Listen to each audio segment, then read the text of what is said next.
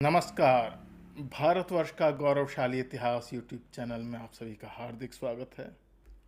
आज की वीडियो में हम रुद्रदामन के जूनागढ़ अभिलेख के बारे में जानकारी प्राप्त करेंगे। रुद्रदामन का जूनागढ़ अभिलेख शक संवत 78 का है। रुद्रदामन का जूनागढ़ अभिलेख गुजरात के जूनागढ़ से प्राप्त एक महत्वपूर्ण अभिलेख है। जिस शिला पर यह उत्कीर्ण है उसी पर अशोक के 14 प्रज्ञापनों की एक प्रति तथा स्कंदगुप्त के 2 अभिलेख खुदे हुए हैं। जूनागढ़ से लगभग 1 मील पूर्व गिरनार पर्वत के पास जाने वाले दर्रे के पास यह स्थित है। जूनागढ़ का नाम इसमें गिरिनगर दिया गया है, जो बाद में गिरनार कहा जाने लगा।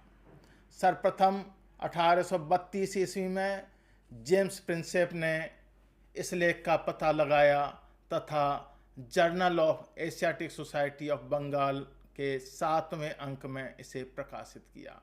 तत्पश्चात लासेन, एन.एच. विल्सन, भगवान लाल इंद्रजी, बूलर आदि विद्वानों ने इसका उल्लेख विभिन्न शोध पत्रिकाओं में किया। अंततः कीलहार्न महोदय ने एपिग्राफिया इंडिका के 8वें अंक में इसे प्रकाशित किया। यही प्रकाशन आज तक प्रामाणिक माना जाता है। जूनागढ़ लेख में कुल 20 पंक्तियां हैं, जिनमें अंतिम 4 पंक्तियां पूर्णतया सुरक्षित हैं, शेष कहीं कहीं क्षतिग्रस्त हो गई हैं। यह शुद्ध संस्कृत भाषा तथा ब्राह्मी लिपि में लिखा गया है। इसमें रुद्रदामन के शासनकाल के 72वें वर्ष का उल्लेख मिलता है। यह शक संवत की तिथि है। इस अनुसार यह लेख 150 ईस्वी का है। जूनागढ़ लेख की रचना का मुख्य उद्देश्य सुदर्शन झील के बांध के पुनर्निर्माण का विवरण सुरक्षित रखना है। इसमें झील का पूर्व इतिहास भी लिखा गया है। साथ ही यह लेख रुद्रदामन की वंशावली, विजयों, शासन, व्यक्तित्व आदि पर भी सुंदर प्रकाश डालता है। भाषा तथा साहित्य की दृष्टि से भी इसका काफ़ी महत्व है। विशुद्ध संस्कृत भाषा में लिखित यह प्राचीनतम लेखों में से है, जिससे संस्कृत साहित्य के सुविकसित होने का अंदाज़ा लगाया जा सकता है। जब हम देखते हैं कि उस समय सर्वत्र प्राकृत भाषा का ही वर्चस्व था, तब इस लेख का महत्व स्पष्ट हो जाता है। भाषा आदि की दृष्टि से प्राकृत के समुद्र में यह लेख द्वीप के समान है। रुद्रदामन के जूनागढ़ शिलालेख का मूल संस्कृत पाठ इस प्रकार है। सिद्धम तड़ाकम सुदर्शनम गिरिनगरादपि मृति कोपल विस्तार राय मोक्षय निसंधि बद्ध दृढ़ सर्व पालिकत्वा पर्वत पाद प्रतिस्पर्ध सुश्लिष्ट बंध वजातेना कृत्रिमेण सेतुबंधे नोपपन्नम सुप्रति विहित प्रणाली परिवाह मेढ़ विधानम च त्रिस्कंध नादि भिरनुग्र हैम हत्युपचयते वर्तते तदिदं राज्ञो महाक्षत्रपस्य सुगृहीतनान्न स्वामी चष्टनस्य पौत्रस्य राज्ञ क्षत्रपस्य सुगृहीतनाम्न स्वामी जयदाम्नः पुत्रस्य राज्ञो महाक्षत्रपस्य गुरुभिरभ्यत् नाम्नो द्राम्नो वर्षे 2सप्तति में मार्गशीर्ष बहुल प्रतिपदी षष्ठ वृष्टिना पर्जन्येन एकाणव बभूता यामिव पृथिव्या कृताया गिरेर्वुर्जयता सुवर्णसिकिता पलासिनी प्रभृतीना नदीनां अतिमात्रो द्रत्यैर्वेगैः सेतुम यमाणानुरूप प्रतिकारमपि गिरिशिखर तरु तटाटाल कोपत अल्प द्वार शरणोच्छय विध्वंसिना युग निधन सदृश परम घोर वेगेन वायुना प्रथित सलिल विक्षिप्त जर्जरीकृत्वादीर्ण क्षिताश्म वृक्ष गुल्म लता प्रतानम आनदीत लादित्यु धाटित मासीत चत्वारि हस्त शतानि विशुदुत्तार्ण्या तेन एतावन्त्येव विस्तीर्णेन पंचसप्तति हस्तान वगाढ़ेन भेदेन निश्रित सर्वतोयम मर्धन्व कल्प मति भ्रंश दुर्द इत्यर्थे मौर्यराज्ञः चंद्रगुप्तस्य राष्ट्रियेण वैश्येन पुष्यगुप्तेन कारितम् अशोकस्य मौर्यस्य कृते यवनराजेन तुषस्फेनिधिष्ठाय प्रणाली भिरलं कृतं तत्कारितं याच राजानुरूप कृत विधानया तस्मिभे दे दृष्टया प्रणांड्या विसृता तसेतु णा आगर्भात् प्रभत्य विहत समुदी वराजलक्ष्मी धारणा गुण तत्सर्व वरैर्भिगम्य रक्षणार्थं पतित्वेन व्रतेन आ प्राणोच्छा वासा पुरुवध निवृत्तिकृत सत्य प्रतिज्ञेन अन्यत्र संग्रामेष्वभिमुखागत सदृश शत्रुप्रहरण वितरण त्वाभिगुणारिपु कारुण्येन स्वयमभिगत जनपद प्रणिपतिता युष शरणदेन दस्युव्याल मृग रोगादि भिरनुपशिष्ट पूर्व नगर निगम जनपदानां स्ववीर्यार्जितानां मनुरक्त सर्व प्रकृतीनां पूर्वापराकर वन्त्यनूपनिवृत्तानर्थ सुराष्ट्रश्व भ्रमरुकच्छ सिंधु सौवीर कुकुरापरांत निषादादीनां समग्राणां तत्प्रभावाद्य थावत् प्राप्र धर्मार्थ काम विषयाणां विषयाणां पतिताना सर्वशत्र विष्कृत वीर शब्द जातोत्सेका विधेयनां योधेयानां प्रसह्योत्सादकेन दक्षिणा पथपते सातकर्णे द्विरपि निर्व्या जम वजीत्य संबंधा विदूरतया अनुत्सादनात्म प्राप्त यशसा वाद प्राप्त विजयेन भ्रष्टराज प्रतिष्ठापकेनं यथार्थ हस्त्योच्छयार्जितोर्जित धर्मानुरागेन शब्दार्थ गांधर्व्य न्यायाद्यानां विद्यानां महतीनां पारण धारण विजनान प्रयोगावाप्त विपुल कीर्तिना तुरग गज रथ चर्यासी चर्म न्युद्धाद्याति परवल लाघव सौष्ठव क्रियेण अहर हरदान मानान वमान शीलेण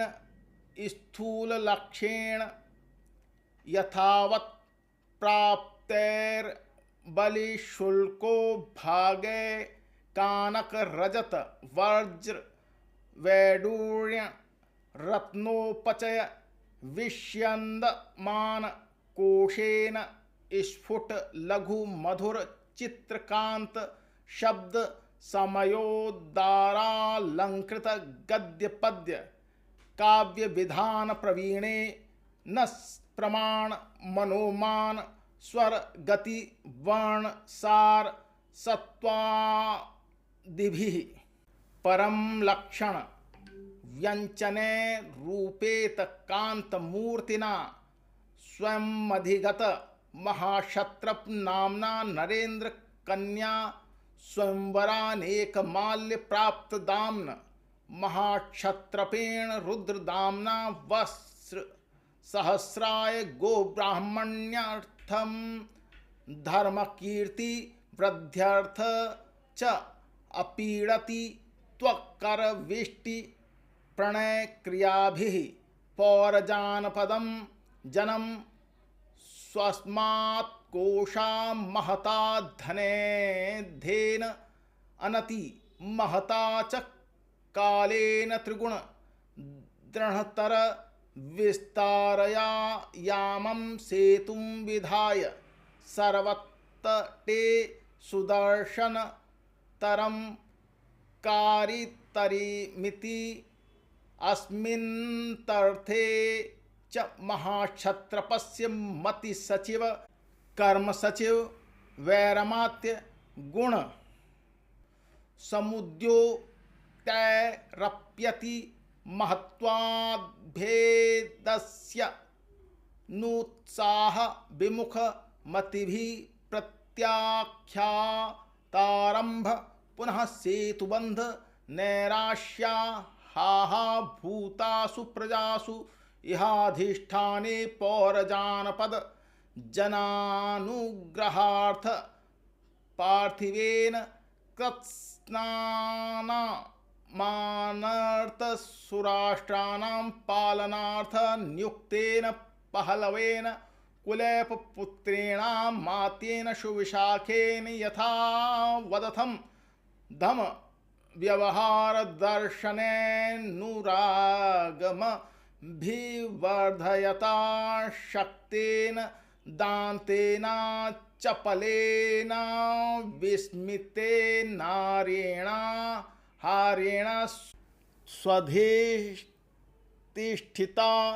धर्मकीर्ति यशांसि भर्तुरभिवर्धयता नुष्ठितमिति। इस अभिलेख का हिंदी अनुवाद इस प्रकार है।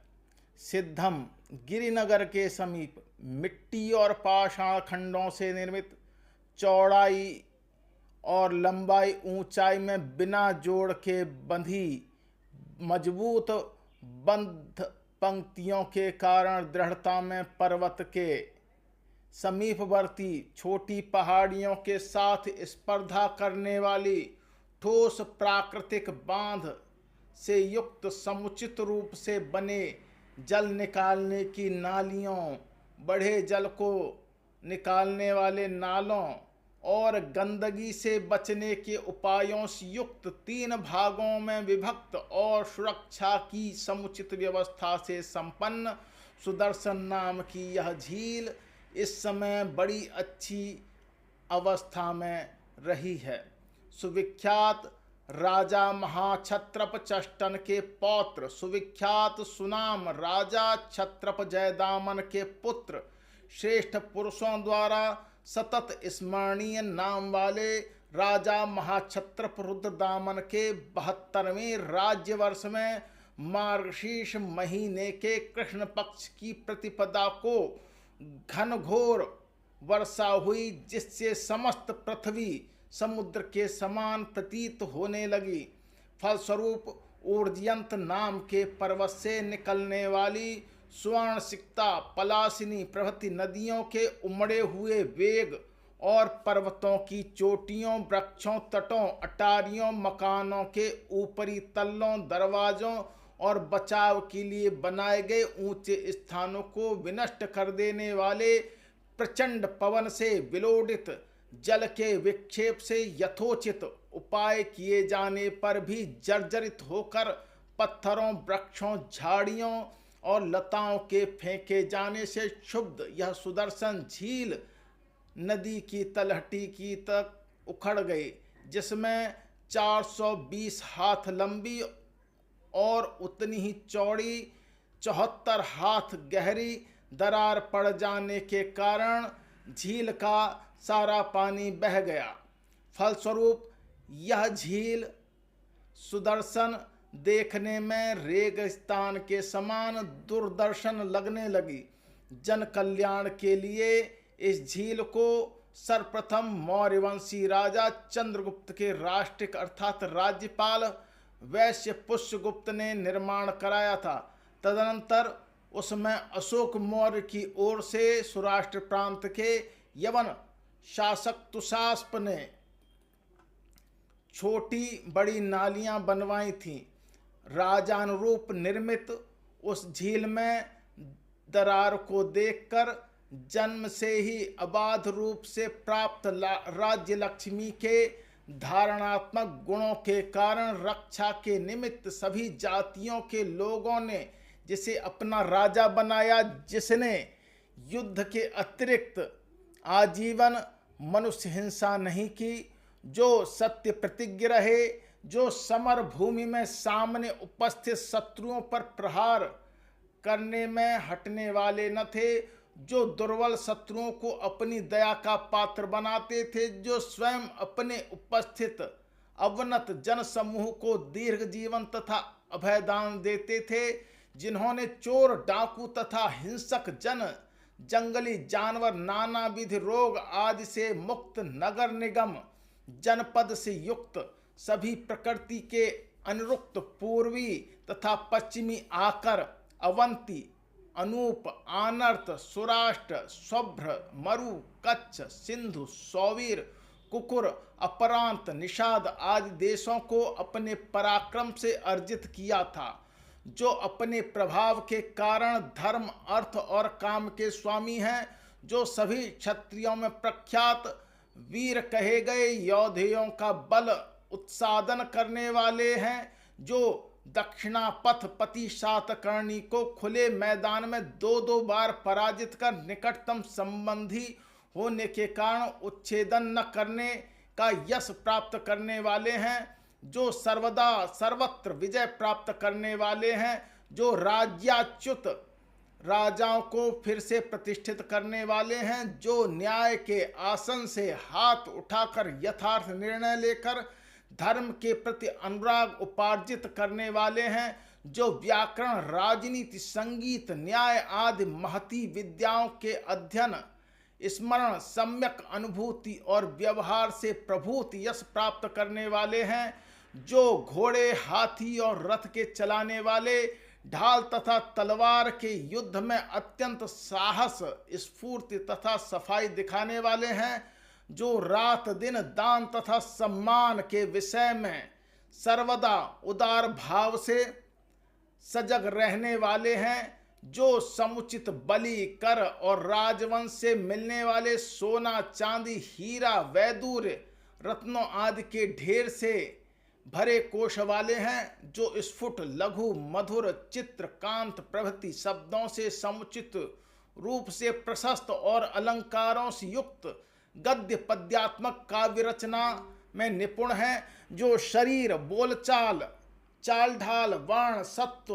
आदि शारीरिक गुणों तथा लक्षणों से युक्त कांति की मूर्ति, जो स्व अर्जित महाक्षत्रप की उपाधि से विभूषित हैं, जो राजकुमारियों से स्वयंवर में अनेक जयमालाओं को प्राप्त करने वाले हैं, उन महाक्षत्रप रुद्रदामन ने हजारों वर्ष तक गौ ब्राह्मणों की कल्याण कामना और पुण्य तथा यश की वृद्धि के निमित्त नगर तथा ग्रामवासी प्रजाजनों को बेगार कर और भेंट आदि पीड़ा दिए बिना ही अपने राजकोष से अपार धन शक्ति व्यय कर थोड़े ही समय में पहले से की अपेक्षा तिगुने लंबे चौड़े तथा सुदृढ़ बांध को बनवाकर उस सुदर्शन झील को और अधिक सुंदर बनवाया। इस संबंध में उल्लेखनीय यह है कि झील के दरारों के विकराल रूप को देखकर जब महाक्षत्रप के गुण संपन्न परामर्श देने वाले अमात्यों और कार्य संपन्न करने वाले महासचिवों में अनुत्साह व्याप्त था और उसके निर्माण कार्य करने के विरुद्ध मत प्रकट करने के कारण बांध के फिर से बांधे जाने की आशा टूट गई थी, उस समय अपने राज्य की प्रजा के हित को ध्यान में रखकर रुद्रदामन द्वारा समस्त आनर्त और सौराष्ट्र प्रदेश के राज्यपाल के रूप में नियुक्त पहलव कुलय पुत्र अमात्य सुविशाख ने जो धर्म अर्थ और व्यवहार के समुचित निरीक्षण से प्रजा के अनुराग को बढ़ाने वाले शक्तिशाली संयमी स्थिर निरभिमानी आर्योचित गुणों से संपन्न और अपने कर्तव्य से कभी न डिगने वाले थे, सफल शासक के रूप में अपने स्वामी के धर्म कीर्ति और यश को बढ़ाने के लिए इस कार्य को पूरा किया। इस अभिलेख का ऐतिहासिक महत्व इस प्रकार है। ऐतिहासिक सुदर्शन झील का विवरण। सुदर्शन झील का निर्माण मौर्य काल में किया गया था। इसको चंद्रगुप्त मौर्य के शासनकाल में वहां के राज्यपाल पुष्यगुप्त ने कराया था। मौर्य सम्राट अशोक महान के समय में उसके प्रांतपति यवन तुषास्प ने इसका पुनर्निर्माण करवाया। रुद्रदामन के समय इसका जीर्णोद्धार कराया गया। स्कंदगुप्त के जूनागढ़ अभिलेख से ज्ञात होता है कि गिरनार के पुरपाल चक्रपालित ने पुनः सुदर्शन झील का पुनर्निर्माण कराया था। चक्रपालित सौराष्ट्र प्रांत के गोप्ता अर्थात राज्यपाल का पुत्र था। इस तरह इतिहास प्रसिद्ध सुदर्शन झील का निर्माण मौर्य काल में हुआ और उसका गुप्त काल तक बार बार पुनर्निर्माण कराया जाता रहा। इससे संबंधित व्यक्ति इस तरह हैं: चंद्रगुप्त मौर्य के समय प्रांतपति पुष्यगुप्त द्वारा निर्माण, सम्राट अशोक के समय प्रांतपति तुषास्प यवन द्वारा विस्तारित, रुद्रदामन के समय सुविशाख पहलव द्वारा जीर्णोद्धार, सम्राट स्कंदगुप्त के समय पुरपाल चक्रपालित पर्णदत्त के पुत्र द्वारा उसका जीर्णोद्धार। इस अभिलेख में सुदर्शन नामक कृत्रिम झील के बांध के टूट जाने पर शक महाक्षत्रप रुद्रदामन के अमात्य पहलव कुलय पुत्र सुविशाख द्वारा उसके पुनर्निर्माण कराए जाने का उल्लेख है। इस अभिलेख से रुद्रदामन के राज्य विस्तार के विषय में पता चलता है। इतिहास की दृष्टि से इस अभिलेख का महत्वपूर्ण अंश 6 से 16 पंक्तियां हैं, जिससे शक महाक्षत्रप रुद्रदामन की प्रशस्ति के बारे में पता चलता है। उसमें रुद्रदामन के पुरुषोचित गुण, विद्यानुराग, वीरता, धर्मपरायणता आदि की चर्चा है। इस अंश में सत्यता और चाटुकारिता दोनों ही हो सकती हैं। इस अभिलेख से रुद्रदामन के राज्य विस्तार की चर्चा की गई है। इसके अनुसार रुद्रदामन के शासन काल में उसके राज्य के अंतर्गत आकर अवंती, अनूप, आनर्त, सुराष्ट्र, स्वभ्र, मरु, कच्छ, सिंधु, सौवीर, कुकुर, अपरांत, निषाद आदि प्रदेश थे। इस अभिलेख से पता चलता है रुद्रदामन ने दक्षिणापथपति सातकर्णी को 2 बार हराया था। इसी अभिलेख से ज्ञात होता है कि उसने दक्षिणापथ के स्वामी सातकर्णी को 2 बार पराजित किया था, किंतु संबंध की निकटता के कारण उसका वध नहीं किया। यह पराजित नरेश वाशिष्ठी पुत्र पुलमावी था। वाशिष्ठी पुत्र पुलमावी के नासिक अभिलेख से पता चलता है कि गौतमी पुत्र सातकर्णी असिक, अस्मक, मूलक, सुराष्ट्र, कुकुर, अपरांत, अनूप, विदर्भ, आकर तथा अवंती का शासक था। ऐसा प्रतीत होता है कि उसकी मृत्यु के बाद रुद्रदामन ने उसके उत्तराधिकारी वाशिष्ठी पुत्र पुलमावी से उपर्युक्त में से अधिकांश प्रदेशों को जीत लिया था। सिंधु, सौवीर क्षेत्र को उसने कनिष्क के उत्तराधिकारियों से जीता होगा। इससे पता चलता है कि रुद्रदामन का योद्धों से युद्ध भी हुआ था। जूनागढ़ अभिलेख स्वाभिमानी तथा अदम्य योद्धाओं के साथ उसकी युद्ध तथा उनकी पराजय का उल्लेख करता है, जिन्होंने संभवतः उत्तर की ओर से उसके राज्य पर आक्रमण किया होगा। योधे गणराज्य पूर्वी पंजाब में स्थित था। वे अत्यंत वीर और स्वाधीनता प्रेमी थे। पाणिनि ने उन्हें आयुधजीवी संघ अर्थात शस्त्रों के सहारे जीवित रहने वाला कहा है।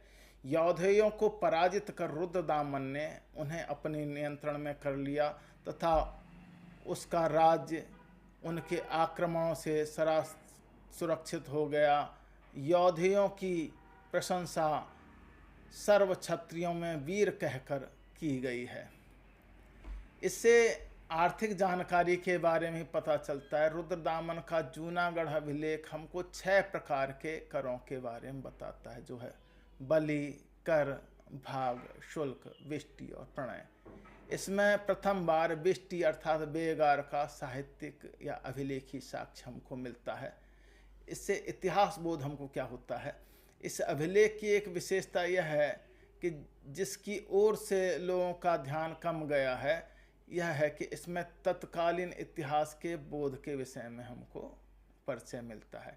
इस अभिलेख में झील के बांध के पुनर्निर्माण की चर्चा करते समय झील के 500 वर्ष पूर्व तक के इतिहास का उल्लेख है। उसमें न केवल यह कहा गया है कि मौर्यवंशी चंद्रगुप्त ने इसे बनवाया और अशोक ने इसका विस्तार किया, वरन इस बात का भी उल्लेख है उसके निर्माण तथा विस्तार में उनके किन किन अधिकारियों का हाथ था।